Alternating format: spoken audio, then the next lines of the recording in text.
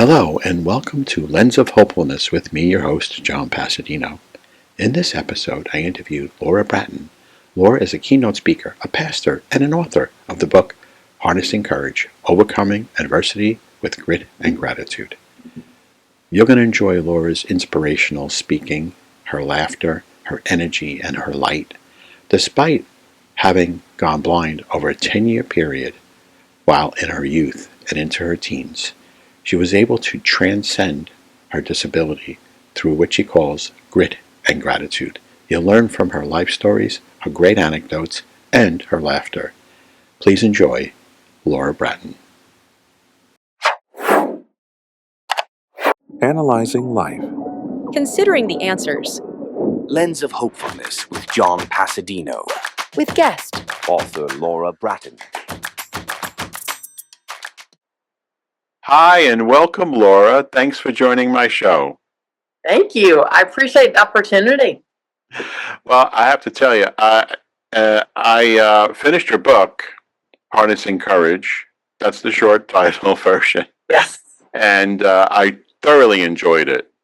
Thank you. And I highlighted a bunch of stuff that we'll go through, because it's not every day you get to speak to an author of a book like this. So I'm going to take full advantage. I'll ask away. Yeah, I'd love to hear your thoughts and reflections and questions. Well, one thing I was fascinated with the beginning, where you talked about when you were first diagnosed, and they realized that you had a rare eye disease developing, and you said, as a child, I was fearless at dance recital and fearless at home. And then later on, when they started diagnosing you, said you weren't scared at all. It was very matter of fact. Your 8-year-old mind could not imagine or comprehend what the doctor was saying. I found that fascinating, because we are, as children, we are able to lock out the anxiety. We are. And I'm going to dive into, later on, you talk about mindfulness, that you learned mindfulness. So mindfulness meditation is 100% what I found so much strength in, just grounding myself when I have those moments of anxiety, those moments of panic, those moments of depression. Yeah. It's the anxiety that centers me. So, and that's what I was, because my understanding of it all is that we're trying to get back to that state where, well, when children play, they don't go, "Oh, I'm doing this wrong," or they don't say, "Oh, I have to do such and such." They just play and have fun. Right. Why do we lose that? What happens in us adults that we lose that? This is just a screwball I'm throwing at you. Why do you think that happens? In my own life experience and working with so many different people of all ages, all backgrounds, any category you want to place on it, what I've found is the constant judgment. Am I comparing? Am I good enough as the next person? As, again, whatever our situation, whatever our age, whatever our job, it's, am I good enough to person A, person B, person C? So it's that constant comparing that takes away just that freedom of just that joy, like you were saying, of just playing and not worrying about anything. But that constant judging ourselves and then comparing ourselves to others. So the judging voice, where does the judging voice come from? I'm just wondering why it develops to the point it develops out. Why do we do that to ourselves? Because I crush myself with anxiety because I judge myself. Yes. And so now later on, things changed over time. Did you begin to feel frightened? 100%. Yeah. So when I was diagnosed, just like you said, that I said in the book, it was that I can see now. So that's just kind of what I always assumed. So there wasn't that fright. The emotional response came as a teenager, and I did start to lose a significant amount of sight. That's when the anxiety came. That's when the grief came. That's when the depression came. because I could no longer, my reality was I had lost a significant amount of sight. And by teenagers, we're constantly judging ourselves, right? We're constantly comparing ourselves to our friends as people we look up to. I don't want to be like that person, or I don't want to be like that girl, or I don't want to be just like that girl. So that's when the emotional response started, was in those teenage years when I was losing so much sight. And so there was two things going on. One, as teens, yes, we're much more sensitive, or hypersensitive. Yes. Plus, you had a medical issue going on. I'll call it a medical issue. And you were losing function. You had multiple things going on at the same time. Multiple things. And that's what made the grief so intense. I wasn't just grieving one. I was grieving, like you said, so many multiple different layers of life. I was grieving that I wasn't a teenager going through those normal milestones of, getting your driver's license, gaining independence. I was grieving the vision that I'd lost. I was grieving the future that I would not have with full sight. I was grieving the ease of life with sight. So yes, you are 100% right. The grief was compounded grief. Now, you said that what got you through was, now you have a great, you had a great support system, your brother, your parents. Yes. Even your grandparents too. Both your grandmothers, you said, were determined and passionate to hold you in prayer and every day. And then you had like you said, your parents and your brothers. Right. That prayer, plus you were praying yourself. Right. That prayer is what lifted you. Do you, to enable you to persevere through this, did you feel it? Did you actually feel spirit lifting you from those prayers, do you think? I did. And the way I felt it is that unconditional love. Yes, this is horrible, and I'm so worthy. Worthy. That's a big one. Yes. That's a big one. That's a big concept. You're worthy.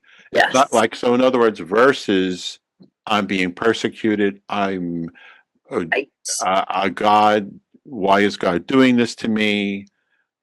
Why am I being punished? Self-pity. Self-pity. So my response was not, everyone asks me and assumes you were so angry at God, you asked why me. My prayer was not, oh my gosh, I'm being tested, I've done something wrong, I'm being punished, I'm mad at God, why has God allowed this to happen? My prayer was, I can't. Rather than being the anger at God, I was, God, I do not have the strength. So you said, I do not have the strength. Literally, that was my prayer. And you were asking for the strength. Right. Okay. Right. See, I give you lots of credit because you were young. These are big concepts. And I have to tell you, like, I have this issue with myself that I just am getting resolved finally. I never was able to pray for myself. I'll tell you a little story. I would just go, I'm going to pray for everybody else. I'm going to pray for this person. There are other people that need it more than me, so I'm not going to pray for myself. And then I was speaking to a priest recently, and he said, John, no, you don't have to do that. God can handle you. Because I was like, I don't want to bother God with me. And he said, what? Are you serious? It's God. You're concerned that you're going to overwork God? Are you serious, John? And this is my friend, Father Brian. He says, John, he can multitask. You are not going to burn God out. I swear, I just learned this at this age, recently. So I'm slinging those prayers. 1,000%, because it circles back to that worthiness. That we see ourselves as worthy to pray for ourselves. And honestly, I have to laugh. Don't give me much credit, because it was pure survival on my part. So when I was praying and literally crying that prayer, God, I don't have the strength. Mm-hmm. It was not me feeling, oh, I'm a worthy, beloved child of God. It was me saying, oh my God, I can't survive another minute. God, I can't do this. So it was truly out of desperation and pure, literal, physical survival. Wow. I was praying that prayer. So I want to make it very clear. It wasn't this perfect, smooth, rosy picture where I'm going through this major traumatic event. Yeah. And I'm sitting there like, oh God, I'm so worthy. Give me strength. No, it was just the opposite. I was literally screaming, crying myself to sleep at night saying, Wow. I can't do one more second. Wow. I don't have the strength. So I want to make that very clear to all the listeners. Thank you. When we're going through trauma, we're going through any type of change and difficulty, it's messy and it's not pretty. And it wasn't for me. And I just caution anyone that says it is easy and smooth, right? Because it's just, it's difficult. And that brings me back to your parents again. You said at one point, I'm greatly appreciative that my parents taught me the powerful lesson that I cannot go through life using blindness as an excuse, whether it be at home doing chores, at school completing work, or out having fun with family and friends. They taught me that blindness would not be a crutch that I would lean on. So it's back to the word you use is grit and gratitude. Right. By the way, everybody, that great gratitude, you got it from multiple sources, like we said. Yes. And from above. Yes. And from below. And from the sides. Yes. But it wasn't easy. But it wasn't easy, like you said. Right. Right. All that you must give yourself credit for having the wherewithal to weather these storms. Receive that. And I would love to share the book. I spoke ahead of myself. Share the story that I shared in the book, if I can, about how I came to that conclusion of what you just said about I learned from my parents that I can't use blindness as a crutch. So the story that John is referring to, the reason I wrote that in my book, there was one particular situation that I still vividly remember, and I've asked my parents multiple times. They don't even remember this happened. They have no recollection of this. But it was absolutely a game changer for me in my perspective and helped me grow in that worthiness. So as a teenager, it was towards the end of high school. I thought it was a brilliant idea in my 17-year-old mind to say, oh, I'm just going to, anything I don't want to do, I'm just going to say, oh, I'm blind, so I can't do that, right? I'm just going to use blindness as an excuse. And that way it'll get me out of everything I don't want to do, and it will be that crutch. So one night my mom said, Laura, it's time to unload the dishwasher. And remind you, at the time, she's now retired, and she was an elementary school teacher. So in that elementary school voice, she said, Laura, unload the dishwasher. So I said, oh, Mom, I'm going blind. I can't unload the dishwasher.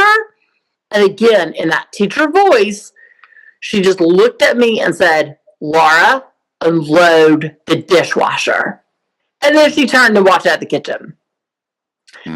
All while this is going on, my dad is in the den, not jumping up to my rescue. He's just letting us all play out as he just is there hearing all this. So I unload the dishwasher thinking, they're mean parents. They're not compassionate. Oh my gosh, they're making me unload the dishwasher and I can't see. They're so mean. The gift of that interaction and why I still remember it 30 years later is because they were teaching me, oh no, you cannot use that blindness as a crutch. Figure out a way to unload the dishwasher and put the silverware in the silverware drawer. It might not be perfect, but the silverware will be in the silverware drawer. And having the silverware perfectly lined up is not the point. The point is they were teaching me, I'm still me, and I have to figure it out. yet I can't use blindness as an excuse. And so that firmness is, I'm going to call it assertive approach. Yeah, absolutely. Because I went to school. I went to school in the 1960s when we had nuns in Catholic school. They were not assertive. They were unnecessarily cruel. I mean, they just used to hit people and yell and act like crazy. So they overdid it. Then you have the other side. My wife was a teacher aide for 20 years and recently retired. And she said today, the teachers can't say a word because the parents will come to school and say, "How dare you correct my son, my son or my daughter? They're perfect. How could you say that?" Whatever. So your mother had it right spot on, right there in the center where it belongs. Assertive. You're right. Because that told me I'm worthy. Right? That I can't be victim. I can't play the pity card. Mm-hmm. I'm worthy. So I just want everyone listening to John and I to realize whatever your situation is, the victim card, the pity card is not the answer. That is not the healing resource. It seems easy in the moment, right? Like that seems easy and simple and the best solution. But it's not, because it teaches us we're not worthy, when in fact we are. That is such an important concept across the land, the entire country, because it's part of the ideology. Honestly, that swing again. That's what I told you about the nuns, bless their hearts, and all that. That's what they were taught to do. I get it. And then there's the other side. And it's the same thing with the ideology of the country. You don't want to give too much away to people that, then people are going to keep asking for more and more and then doing less and less. You don't want to be too conservative where you're not allowed to have anything. You could stay on the street and try to work your way out of it. Good luck.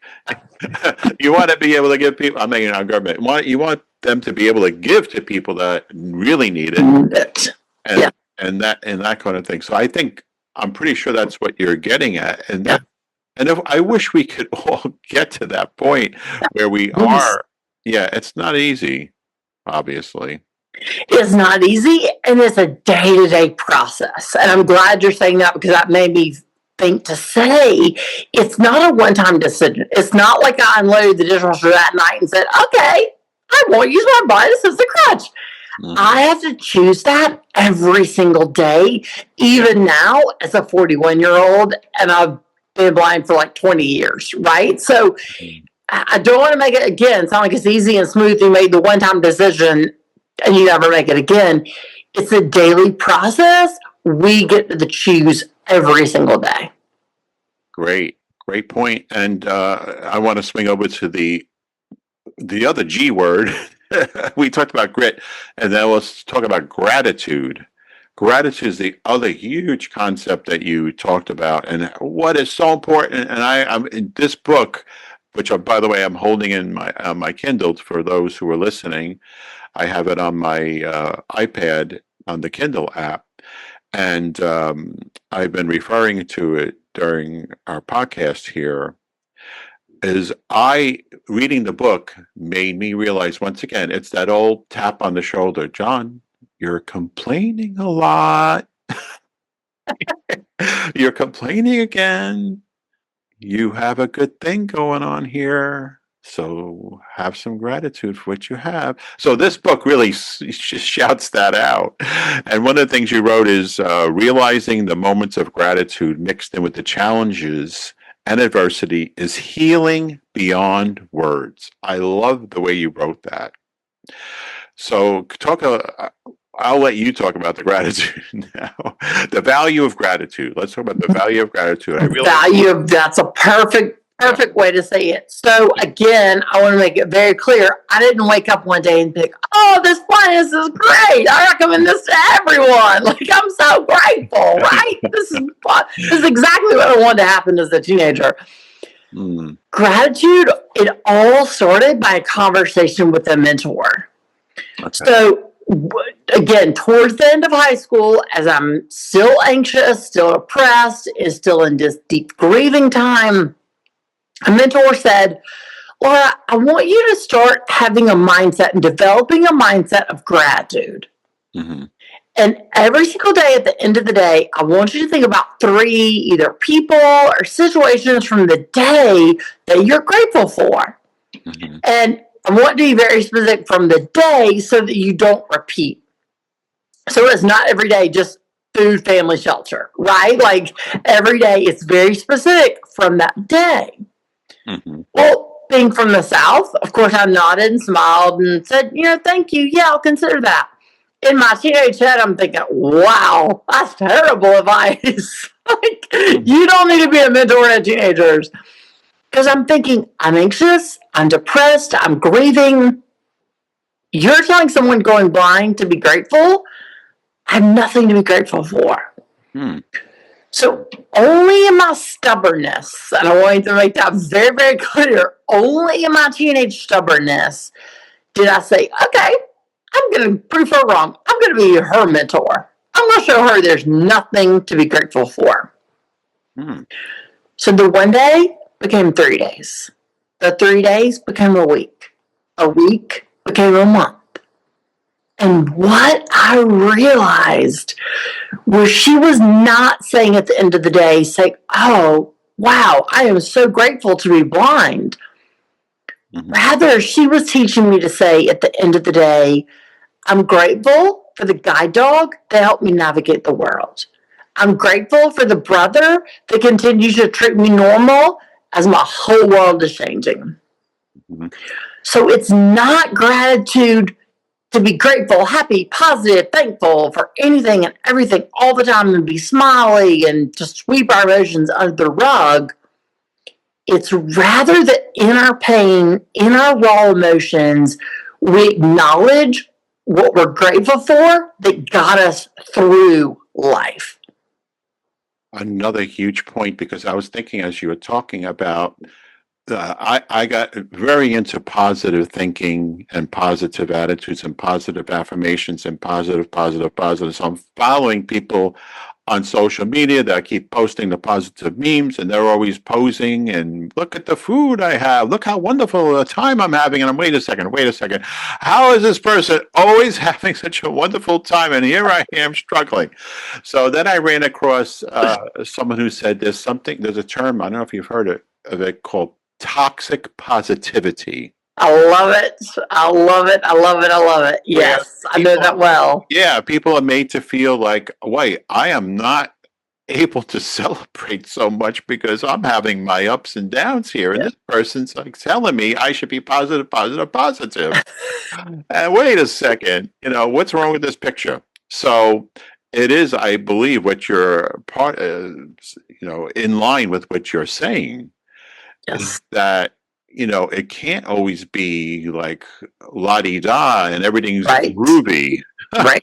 Right. Yeah, everything is not, rose petals and smooth all the time. And you said it perfectly. Life is, I have ups and downs. Mm-hmm. So when we look at gratitude as positivity, it doesn't acknowledge those down moments. Right. Gratitude acknowledges all the moments, the ups, the downs, the mundane, all of it. Makes it real. And I wanted to point out to the readers that may not have read the book, and everybody should go out to Amazon and get the book, of course. But you talked about battling panic attacks mixed with depression, you said in the book. And you said it was time yet again to face another day of school and anxiety. So I'm a panic attack sufferer, and I know the torture of panic attacks. They're horrible. Your body gets taken over, and it's like there's very little you can do. You just suffer with it. And so that's an example of the downs. As much as you were grateful, right, for Rob. Right. And Jira, right? Jira. Yes. Your first book. I think it's Betty. Betty now? Do you still have Betty? Okay. So she died a year ago. Oh, I'm so sorry. So I don't have her. Oh. But that could be a whole nother podcast on grief. Well, yes, and just for our listeners that may not have read the book, and you will read the book, you promised listeners that you will read the book. But it was, and I'm jumping a second because Jira was your first guide dog, Yes. and the part where Laura describes losing her is just so heart wrenching. It's a whole other path, like Laura said. You need a box of Kleenex, You right? need a box of Kleenex, and I can't imagine. I just cannot imagine what that. I mean, you described it so well in the book, but I couldn't imagine what it actually felt like because you were one with that dog. That you, and there Yes. was one point. I won't try to flick through and find it, but you said something like, "Those are my eye." And when she after she passed, you said, "Those are my eyes right there." Literally, Yeah. literally. Yeah, it was like grieving my vision loss all over again because truly she started to be my eyes as I was going completely blind. So it was like I contributed so much to my healing, my emotional, spiritual healing to her. And she just became my new eyes. So losing her was like I lost my eyes again. So yes, it was incredibly traumatic to go back into that deep level of grief. And thankfully, you were able to again fall back on your grit and gratitude Yes. taught by everybody around you, plus your plus God's help Yes. and grace. And so you worked through, and you got a your first college degree, then went on to get a Master's of Divinity, which is Yes. pretty amazing because by that time but it's not pretty amazing. It is amazing. It's a fantastic accomplishment for anybody. But I actually, after I retired from my 40-year IT career, I was considering going for Christian divinity to a school, and I already have a master's in technology management. And I looked at the course curriculum, and I was like, "Oh no, no, no, no! I'm not going to do that. No, thank you. I'm just going to study on my own." Because, folks, a master's in divinity is a huge undertaking, which Huge. Laura can describe. Yes. Yes. The best way it's described to me, and I didn't believe this was true, but this is 100% true. Professor said, just think of it like you walk in the first week of that 3-year master's program, and we take all of your spirituality and all of your understanding of theology, we rip it apart, and it just kind of hangs in the air for 3 years, and then hopefully at the end of that 3 years you have some grounding and level of spirituality. And that I didn't believe it, but that was 100% true. It is an incredible, take everything you thought you knew and take it apart and dissect it and then put it back together in a deeper way. So it is not kumbaya, hold hands, let's pray all day. Yeah, I actually I love studying Jesus, New Testament. I can't quote scripture and all that, but I know about the period, and I know because from studying the New Testament scholars and everything. But when I come out of some of the blogs or books that I read, my head is spinning. I'm like, Literally.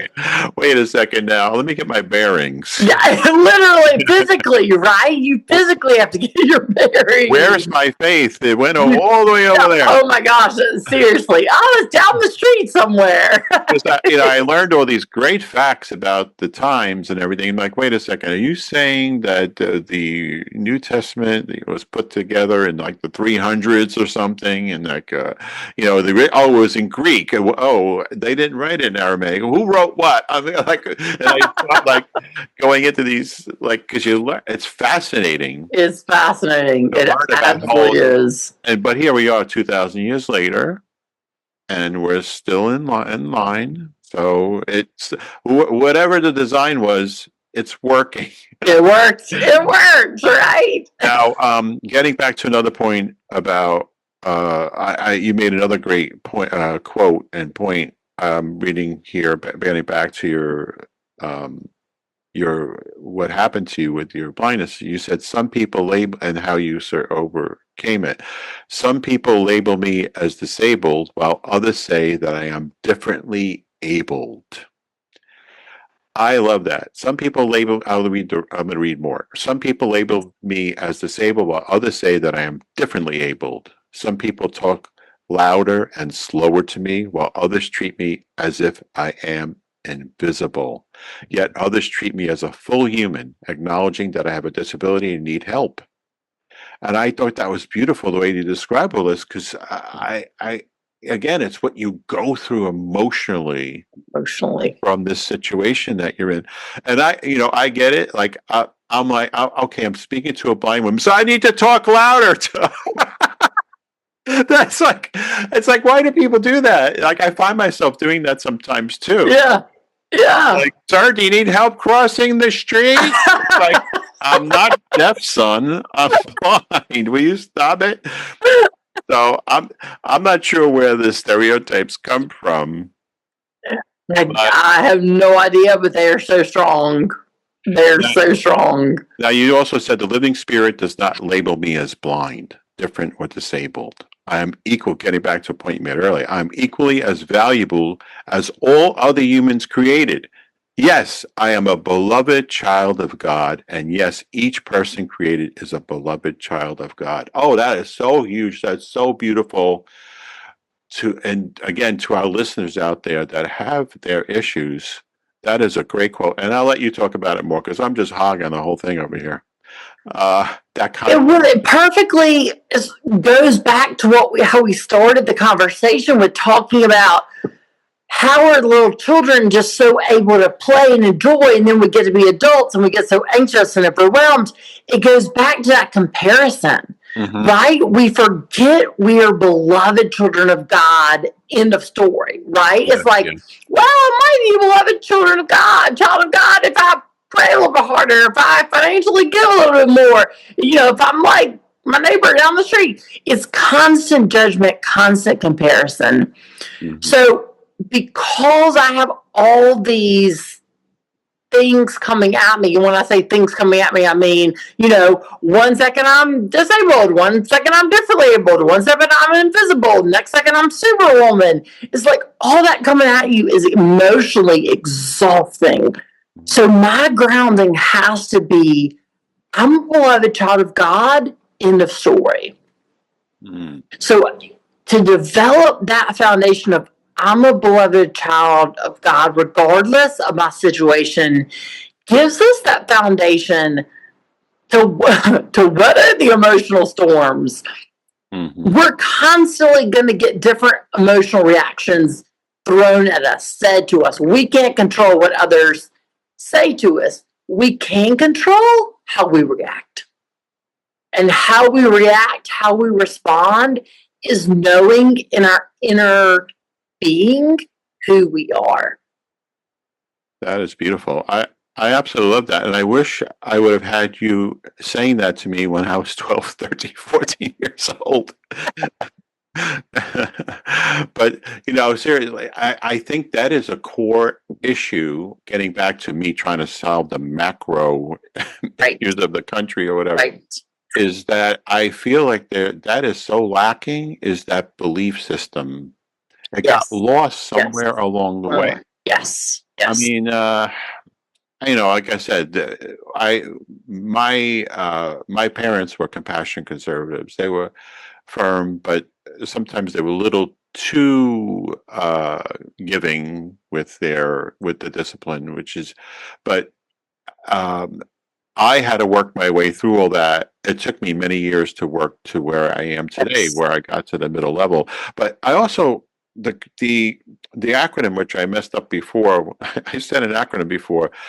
The one I was thinking of was NVC, which I think we could talk about here. I learned a technique you said called nonviolent communication. NVC is centered around the theory of stating our needs with compassion rather than judgment or blame. Ooh, talk about that, please. So an example would be, John, you made me mad. John, I hear your comment. I feel hurt. So again, it's stating how we feel, not accusing. Instead of saying you say I. Right. So rather than say, John, you made me angry, and saying it in that angry tone, it's stating, I heard you made that comment and I feel hurt. So it's stating how we feel, not screaming at others, you did this. So it's taking ownership. Yes, taking ownership. Yep. I mean, I've been married for 42 years, and my wife is a saint, by the way. Because I came from the you school. Right. You're always you left this, you Yep. left that, you didn't do this, you didn't do that. You left socks on the floor. Yes, and now I'm finally getting to the. I mean, literally, it's taking so long to get it down, but it's like I would appreciate it if. Wow, you've been well trained. I'm telling you, I had to take my lumps along the way, but I've gotten to that point. And it ties in. Okay, you said something else. I'm gonna keep going back to the mindfulness. We have choices each day. We can choose to live a life that blames and judges. It's back to that judging again, right? Yes. Or we can choose to live a life that courageously communicates our needs. This ties into the NBC we were talking about. So I know you're an inspirational speaker. You're a keynote speaker. Yes. These are the types of things that you talk about. I saw one of your TED Talks. Yes. And so in addition to I'm so amazed that you overcame what you overcame, a 10-year period where your vision slowly decreased to the point where it got, and then you came out of it with college degrees, and now you're sharing what you went through with people through the book and through your speaking. Yes. And that's it. That's the end of our show, folks. We don't have to say anything else. Thanks for tuning in, right? There's nothing else we need to say at this point. Now, in addition, are you currently still a senior pastor of the United Methodist Church in Greenville, South Carolina? Yes. Great. So I'm there part-time and then also doing the speaking. And you did a chaplain residency at the Cleveland Clinic. Yes. Also, which is a huge, that's one of the major medical sites in the entire country. Yes. And the gift of being at the clinic, again, it circles back. John and I didn't plan any of this. It totally circles back to that beloved child of God. Because people come to the clinic from literally all over the world, not just the country, all over the world. And it was an incredible experience to walk into someone's room from Minnesota and someone's room from Florida, and the next room down there from Ecuador, and the next room down there from, Asia. And all of it is the same question. Regardless of where they're from, it's, am I worthy? I'm laying in this hospital bed, either facing my death or facing the surgery, or literally getting, a lot of the work I did was in the OR. So getting ready to be wheeled into the operating room. Am I worthy? Do I matter? Does God even know me?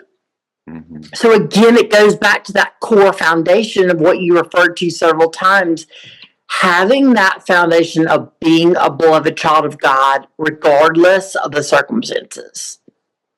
Wonderful. And I want you to tell the story of when you saw a blind patient in the hospital, and he was like, "Who are you to help me?" And and you tell this, if you don't mind telling our story, because I think it ties in beautifully. Yes, and it also ties in. It 100% goes back to that story of you can't use blindness as a crutch of what my parents were teaching me. So the story that John is referring to, one day as a chaplain, I had certain units at the hospital that I covered. So every single day I went to those units. And one day I walked in, my guide dog and I walked into a patient's room, And I knew ahead of time this because you have all the information on the patient. So I knew what this patient was in the hospital for. I knew this patient was blind. So I walk in to the room and I start talking to the patient, and they immediately get very defensive and just say, "You don't have a clue what I'm going through. I'm blind, and you don't know how hard my life is, and you don't know the pain I'm in," and just on and on and on about how difficult their life is. And I literally just took the leash of my guide dog. Obviously I'm holding in my hand. I just kind of tapped it on the beds so it made a noise just like that thumping sound. And I said, that's the sound of my guide dog's leash. I'm totally blind. I actually have less vision than you do. And my guide dog, my black lab guide dog sitting right here, is my eyes. I completely understand your experience of being blind. And of course, their demeanor completely changed. What a great story. So it goes to show when we're a victim and use that blindness, back to you language, you don't understand what I'm going through. We're so defensive, and it actually hurts us. When in fact, if I had walked in that room and the patient had said, "I am so scared because I have these medical things going on and I'm blind and I'm very, very scared," that would have created a different conversation and level of healing from the very beginning.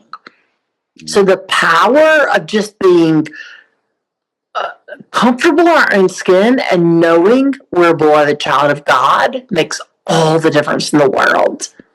And you say, and I'm going to keep throwing the quotes out here.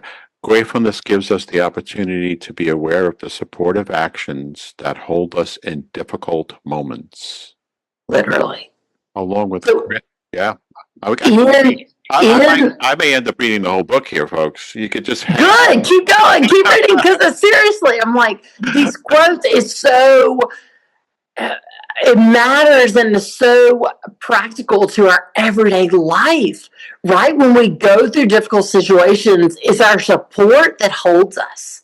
And it doesn't matter if that support is one good friend or your pet cat, your pet dog, music, a book. That support can look like so many different things. It doesn't have to be a perfect, I have 52 people supporting me today. It just that one person, animal, event supporting us gives us that strength to take one more breath. And that ties into community too, which is what, for me, why church is so important, or other community groups that I'm part of, because some people say, like, why do you go and do this or that? How come you're involved with this group that they're not famous? I'm part of a community theater group. Like, well, they're just a little community group at a church. Like, why don't you go to this professional company? Oh, because it's about community. I like hanging out with these people, and we bounce stuff off each other and we support each other. It's not just about the acting. It's not just about playing bingo or whatever it is. It's about being in that room. Yes, 100%. People. And I saw that with my in-laws as they aged. They were part of a 55 and older community, and they were always involved with not just the church, but with their community within the 55 and older group. And they had monthly birthday parties that have like all the birthday parties in at one time and all this. And they got so into it, and it really gave them such joy to be alongside other people. 100%. And so that brings us back to us solving, if you don't mind me, roping you in to solve the problems of the entire country and world. Is that we've gotten so into the apps on the phone. Yes. And people just sitting and they're scrolling and looking. And that's nice to do a little, some of the time. Okay, you want to watch the highlights of the game, or you want to see something, whatever. But when it becomes so much, there are stories about teenagers, young ladies, young men who, or teens, I should say, who are feeling so isolated and alone Yes. because they see all this stuff going on out there. They see people with 100,000 followers, Right. and they just look at themselves and go, "I'm just here with my phone scrolling." Scrolling. I see that every single day. And my stepdaughter, my nieces, my nephews, I see that every single day. So how could they break out of that? How could the young people break out of that? In my opinion, it's Yeah. what you said, it's the community. Hmm. I see my stepdaughter has the community of her travel soccer team. Okay. One of my nieces has the community of her travel softball team. So it's that sense of community that's literally human to human interaction. They're supporting each other. When one person makes a good play and one person gets injured, they're all supporting each other. They're Yeah. celebrating together. They're crying together. They're in life together. Right around, the holidays, they're making gingerbread cookies and decorating cookies together, and just laughing and eating candy canes. And so it's that sense of community. Yeah. Yeah.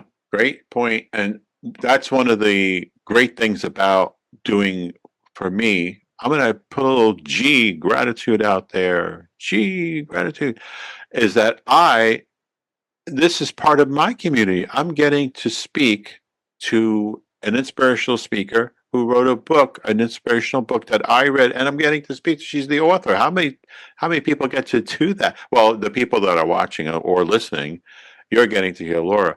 But I got to meet Laura, speak to her one-on-one. So sometimes people are like, what are you doing on the podcast for, John? That's, it's because of this. It's part of, like, we're interacting. We're talking. Right. Having a conversation. Right. Wow. It's creating community. Now, I'm not saying everybody should go out and start a podcast.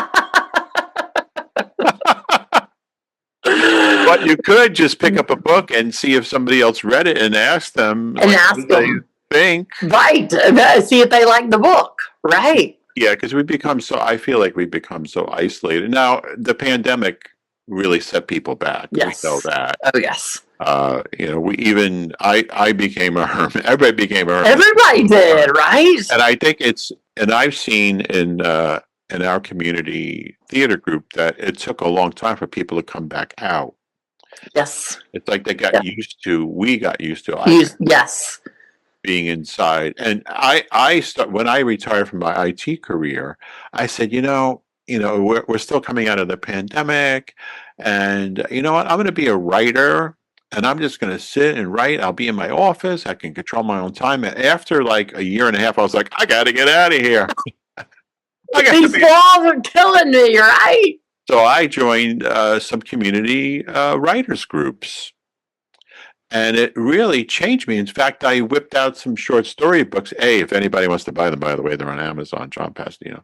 But it wasn't so much for just being a best-selling author. I just wanted to have fun writing, and that's why I wrote those short story books. But it was about getting together with those people.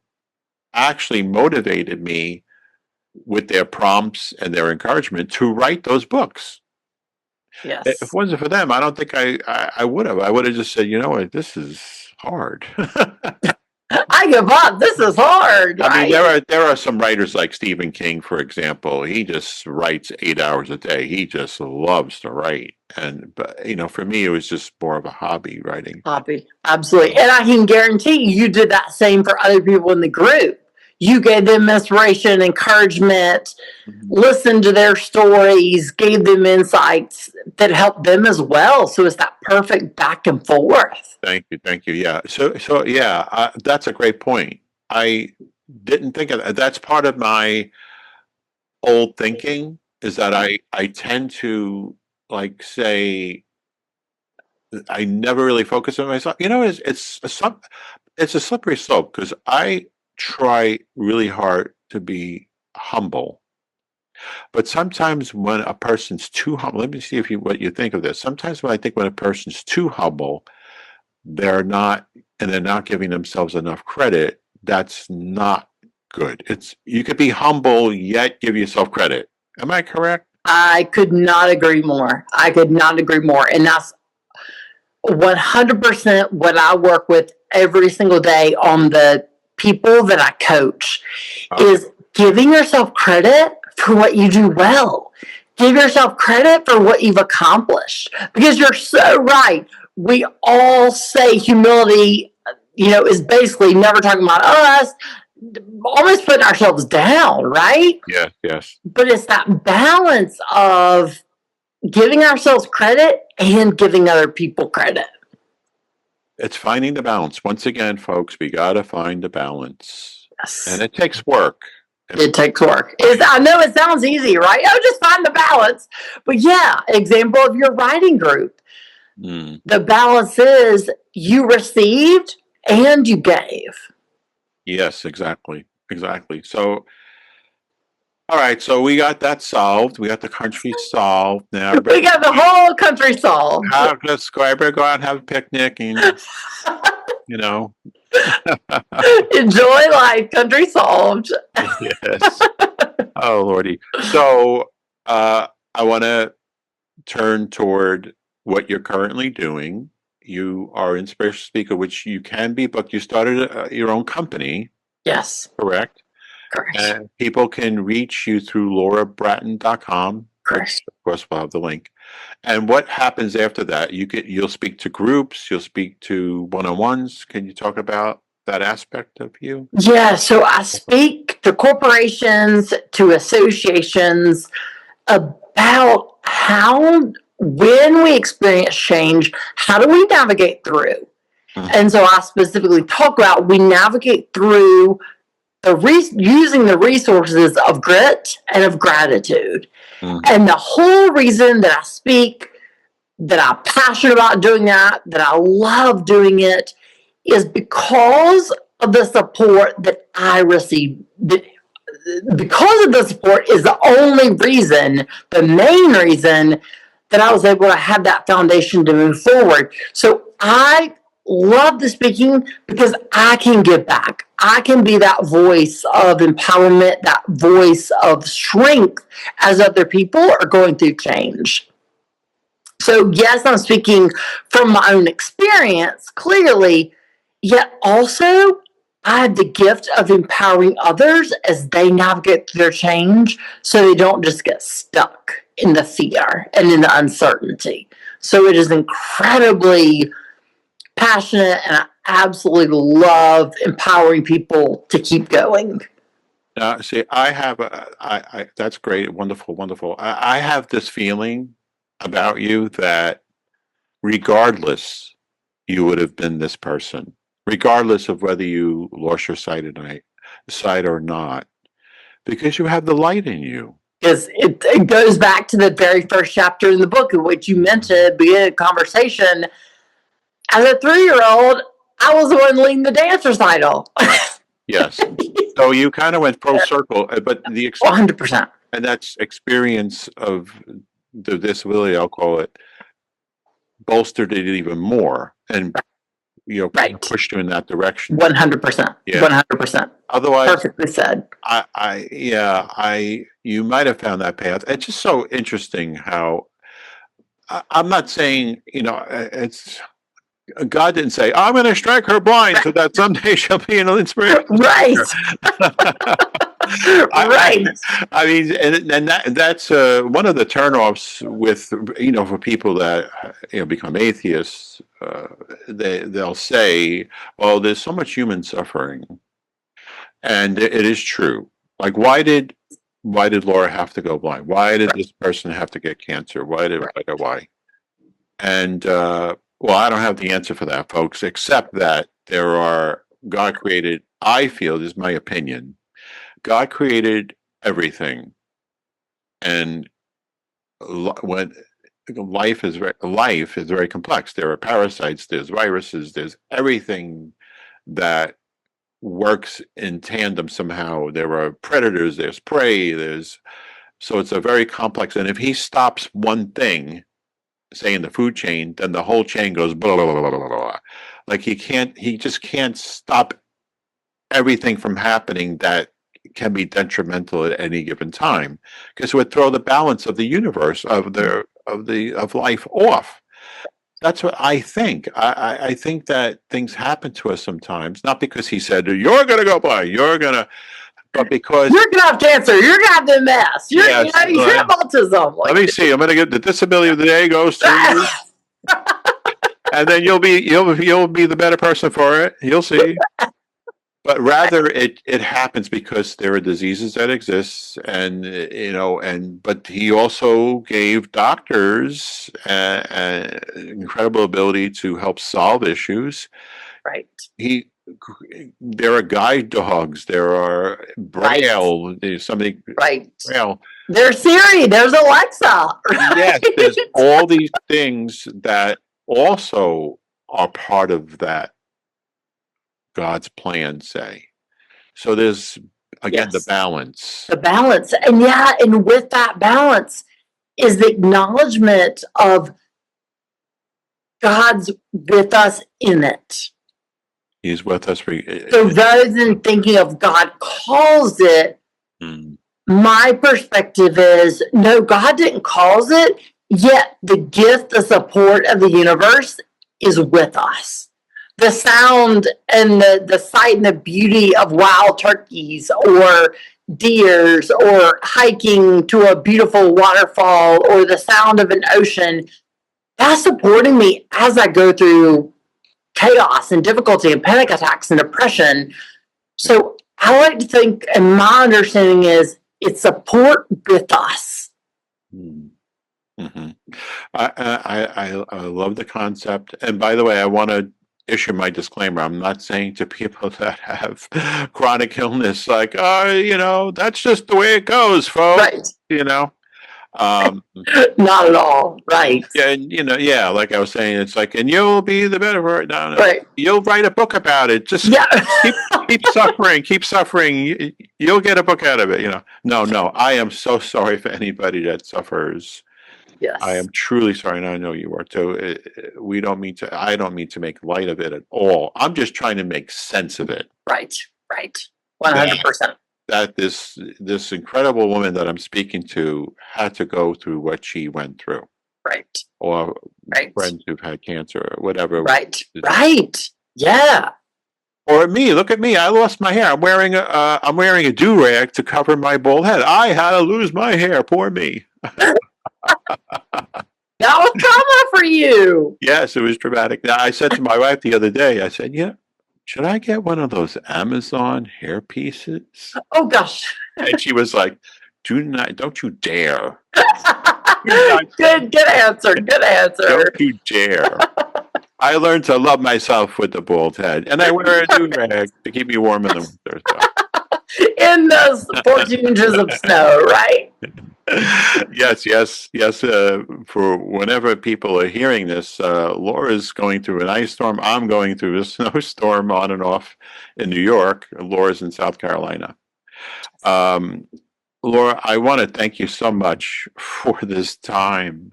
This was so much fun.